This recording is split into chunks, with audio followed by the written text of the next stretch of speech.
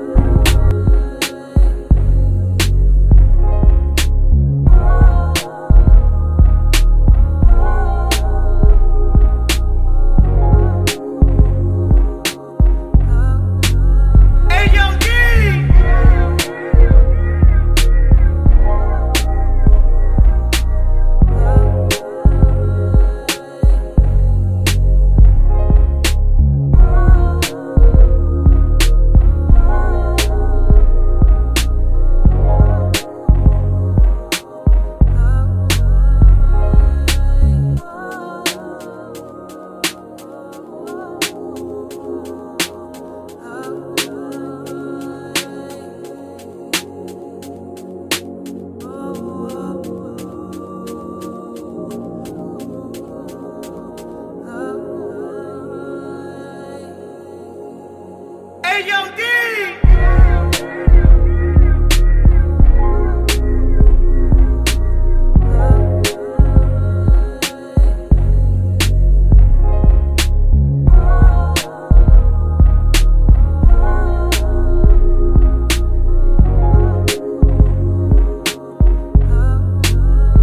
yo, D!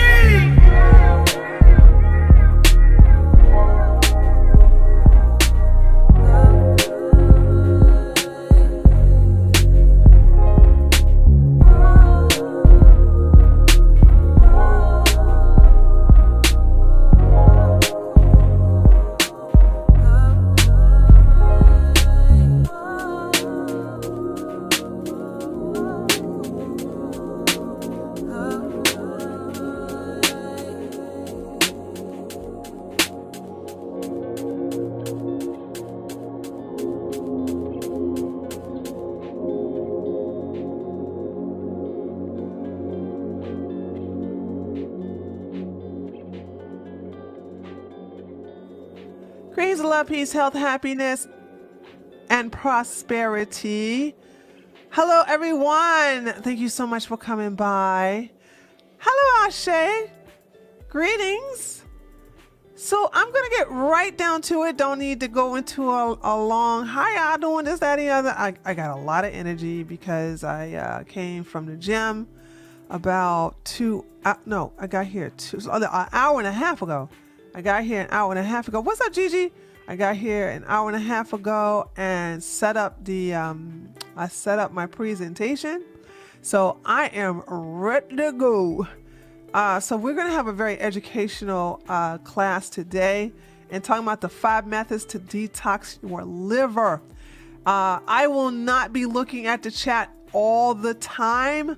However, I will in between, like periodically, while I'm doing the presentation, I will be, I'll take a look at the chat and see if you all have any questions as I go through today's presentation. So without further ado, by the way, be sure to like the video. Also leave a comment if you have a question, if you listen to the post show, because some of you all don't get a chance to catch the live stream. So you can feel free to ask questions in the comments section and I will get to you as soon as I can. And so there's that. And also, like I said, if you're new to the channel, feel free to subscribe. So let's go ahead and get into it. And like I said, if you all have any questions, I will address them when I look at the chat every now and then. So you cannot live without a liver. If you notice, the first 4 letters in the name of liver is live. No liver, no life. One of the most miraculous things I love about the liver is that it can regrow. It's one of the few organs that can regenerate itself. I learned that when I was a police officer. There was a partner of mine that was on the police force who was shot with buckshots in the liver. He went to the hospital, and we were so worried because he was really leaking from that area, really, really bad. And we didn't know if he had to get a liver transplant or anything like that. And the doctors told us, like, oh no, he's going to have to go on a strict bed rest and along with a protocol, but within time, the liver will repair itself. And I thought, wow. He's like, yeah, if a part of the liver is cut off, it will regrow. And this is the reason why you hear some people get their gallbladder removed twice. And the reason that is because, well, when they remove it, and I don't see, I'm not going to get into that whole thing about, removing the gallbladder, which is, just change the diet and go through a regimen, which maybe I'll talk about that too, because there's some people who have gallstones, and one of the medical methods of rectifying that is removing the gallbladder, and the liver will create a new one.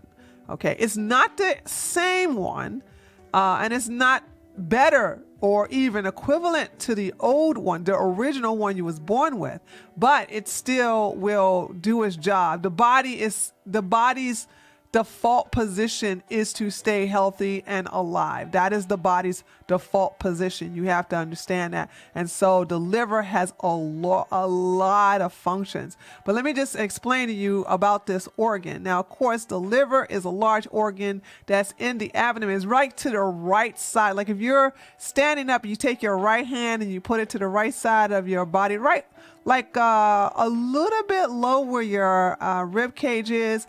That is where your liver is. Okay. So, and it's very important. It performs so many functions in the body, including filtering the blood. Okay. It is also considered a gland that makes chemicals the body needs. Certain diseases and lifestyle can damage your liver, and we're going to talk about how you can rectify that and the reason why it's need to detox, because this is a very, very important organ. Okay, so we have the organ, the liver. The human liver is an organ and gland in the human body, and the thing about it is, what is the adrenal gland is part of the liver. I mean, it's part of the liver. That's the reason why it is considered both an organ and a gland. And this is why I said, like, if the adrenal gland is removed, it is the organ of the liver that creates a new gland that is below that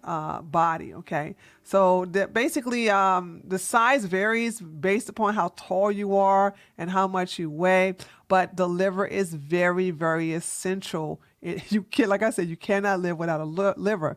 So it's performing hundreds of functions necessary to sustain your life. So this is something where it's important because this gland, this organ, makes proteins and hormones that other parts of the body needs. So weighing in on average about 3 pounds of an adult, the liver is the largest internal organ. Under normal conditions, the liver is located on the right side. Like I said, the normal condition basically provided that no one has been born with any birth defects. And like I said, it's located under the ribs. Okay. Now, what does the liver do? Well, the liver does a lot of things. It cleans toxins, especially harmful substance that is inside the blood. So this is one of the most very efficient filtering organs in the body that basically filters out a lot of toxins in the blood before sending it to the heart. It gets rid of old red blood cells, okay, because that is what is not needed. Once the red blood cells does what it's doing, then it has to be cleansed out, and this is done with the liver. Now, the gallbladder makes bile, B-I-L-E, and that is the fluid that helps the body digest and break down food. It is also what makes the waste in the colon move. Okay, so it's like if you're having too much, if there's too much bile being secreted, then you'll have diarrhea. The liver also deals with metabolizing proteins, carbohydrates, and fats so that your body can use them. This is very important to those who are athletic or those of you who are weightlifting or you're very active physically, depending upon what type of diet you have, whether it's a protein diet, or it's a low carbs, high fat diet, or if it's a moderate carbs and moderate carbs, high protein with very, very little fats. Regardless of what it is, your body will store them. And that's the reason why I want to talk about what certain foods will do you more damage than others when you don't have enough of the essential proteins and the essential fats, not the bad fats, that your body can store and use as energy. Okay. It also produces substance to help fight against blood clots. The liver also regulates the amount of blood in the body, and it stores glycogen, which is an energy source, and vitamins to be used by the body for a later time. Okay. Now hold on, let me get to the part about the two parts of the liver. Okay. So here we have, okay, so here we have the two parts of the liver. So the liver has two main parts, the larger to the right lobe and the smaller is a left lobe, okay? The lobes contain many blood vessels. Blood travels throughout the liver. The liver filters, which means it cleans the blood, removing toxins and waste that eventually leave the body through urine and feces. And this is why you gotta have, and we're gonna talk about the importance of cleaning your colon and the importance of drinking water. You gotta have those two in place if you are talking about detoxing the liver. Okay, these are very essential. Don't even bother doing a liver detox if you're not going to drink the adequate amount of water. You all know how to drink your water. It's half your body weight in ounces. If you're active in the gym, very active in the gym, add 16 ounces to your number. And you got to make sure that your colon is moving. You have a healthy colon for every time you eat, you go to the bathroom. So if you eliminate, you go to number 2. So if you eat 2 meals a day and you go and you eliminate, you have 2 bowel movements a day, you're doing really good. If you have 3 meals a day, and this is not snacks, snacks is not counted, okay, because it's small. But if you're doing meals, whether it's moderate to big, and you do 3 meals a day, you're supposed to have 3 bowel movements a day. This is how you can tell if some people have a blockage in their colon based upon how many bowel movements a day, because if you're having 3 meals and you're only eliminating once a day, which most people only eliminate in the morning, well then guess what? You got 21 meals that have not been eliminated. We'll talk about the colon in future live streams. Okay, so the lobes also contain thousands of small lobes, and which are known as lobules, and they are connect with many bile ducts, tubes that transport bile from the liver to the small intestines. And this is where a lot of your food is stored and also assimilated. This is where the nutrients, and I should have gotten a picture of the colon. What's that, Quintara? That would have been very helpful, but it is what it is. Okay, let me go back to my notes here. Okay, so let's talk about certain diseases that happen. Now, somebody in the comments section of one of my old videos said, this is the reason why I decided to do this video. And they were like, Doc, what can I do for a fatty liver? And I asked them, how do you know you have a fatty liver? They never answered me. So I decided to take it upon myself to talk about the fatty liver. Now, this is not always the case if you have a huge belly. It does not always mean you have a fatty liver. However, chances you do have it, along with problems with your colon. Okay, so this is one of the things with the fatty liver is that it is extra fat. You see what I'm saying? This is what a healthy liver. Can you guys see this? Because it's a little wide. Oh yeah, you can see it perfectly. Great. So this is a healthy liver, and this is a fatty liver. And as you can see, the fatty liver is this is 100% diet related, always diet related.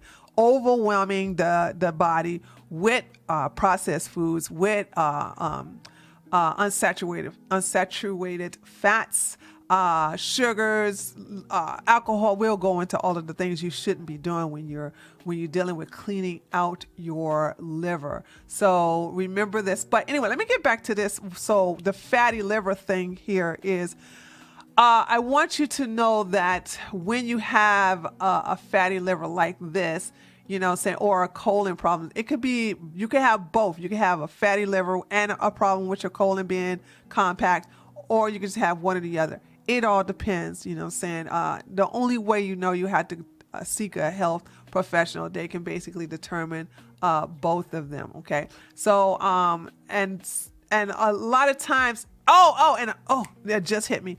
And don't confuse this with fibroids either. You can have, your liver could be in good shape, your colon is fine, and you can have big fibroids like pedunculated or subserosal fibroids or intramural fibroids. Now, I'm not saying it's going to make your stomach this big. You would have to have a huge pedunculated fibroid for it to go way past the upper part of your navel to stick out. And that has happened. That has happened. I've seen that happen. And this, when these women come in with the most biggest stomach, where it look like they're 8 months pregnant, I don't even bother taking their money. I'm like, hey, maybe you should go ahead and get a myomectomy, which is rare for me to say, but when it's that big, it's going to take you about 5 years to even get it to shrink 60%. So, this is something that has accumulated over and over and over for so many years. So let's talk about the don'ts. Let me see if anybody have any questions. Okay, everybody is good. Let me make sure I'm not missing anything. Oh, also, you want to make sure you take care of your liver, because you don't want to have a fatty liver. You don't want to have liver disease that will lead up to liver cancer. You also don't want to have problems with getting viral infections such as hepatitis A. Those are the problems with the different type of hepatitis like A, B, and C all affect the liver. And of course, scarring of the liver is cirrhosis, okay? Which, depending upon how severe it is, how long you have had that scarring, that can also be reversed. And I want to tell you all some of the symptoms. Now listen, when you hear the symptoms, do not think this is something. I don't want you all to self-diagnose yourself. Always seek a health professional to make sure. But one of the problems is this telltale sign for someone like me. When I see someone with yellow in their eyes, I know that they have jaundice. I remember, I'll never forget this. I've been in a couple of home births, but there was one particular home birth where the baby's eyes were so yellow. It was like a yellowish brown. And I said, oh, this baby got jaundice really bad. And so it was easy to take care of, but this is what I want you to understand. It's like you'll see that yellowness in the eyes, which is a indication of your liver. The whiter your eye, the whiter part of your eyes, we're not talking about the iris, the whiter part of your eyes, the more clean your your liver is. So you can always tell the status of someone's liver by just looking into their eyes, okay? So that's something I want y'all to understand there. So you got also, since you know where the liver is located, if you're having bruising or you bruised there, so you see little spots there, okay, that's the problem going on with the liver. Low blood pressure, pain in the abdomen, but it's mainly on the right side where the liver is. One of the common things I've seen that happens in mostly women, and this is due to a hormone imbalance related, is swelling in the legs and ankles. And usually when I talk to women who have a lot of swelling in the legs and ankles, it's either from a reaction to a food that they ate that they're allergic to, or medication. Sometimes, and I have a client that's going through this now, where a client was on prednisone for oh God, I can't believe she was on there for that long, for 5 years. And this was back in 2015. And she got off of it in 2021. And she's still having problems with her ankles just blowing up, filled with water. And it's not like her diet is bad or anything like that. It's just, her body has to completely cleanse all of that out, and sometimes that happens. Tremors is also an indication of something going on with the liver, and last but not least, constant fatigue, because your liver is going to, if the liver is going through detoxing mode, and we're going to talk about the importance of sleep, okay? If your liver is going through a detox mode, it's going to make you tired because it wants to detox. It doesn't have enough energy for you to stay up and do your thing. And then this is why I'm against coffee. This is why I'm against green tea. This is why I'm against any caffeine, because you're going to cause more problems to the liver than anything. So you want to get your liver to work at its best. And the best way to do that is to get some rest. Hold on. I think I saw somebody, and it's going to cause you to get some rest. And so that's where you're going to have a lot of fatigue if your liver is toxic. Do you know anything about primary? No, I don't know anything about that, Indigo. Sorry, I can't even help you with that. I've never heard any of that at all. Sorry. Okay. Let's see. Okay. So let's talk about the don'ts. The first don't do is red meat. You all know how I feel about red meat. Okay. You can't do any of this. No beef, no pork, definitely no unidentified meat like sausages, bacon, hamburgers. You cannot do these types of meat. It overwhelms the liver. And what you want to do is, while the liver is detoxifying and still doing its job, you don't want to burden it with types of foods like this. Y'all know I'm not a fan of red meat at all. I have zero tolerance for red meat. So this goes without saying. Y'all should never expect me to say, oh yeah, you could do some hamburgers and a little bit of bacon. Not even, I'm not even a fan of turkey bacon.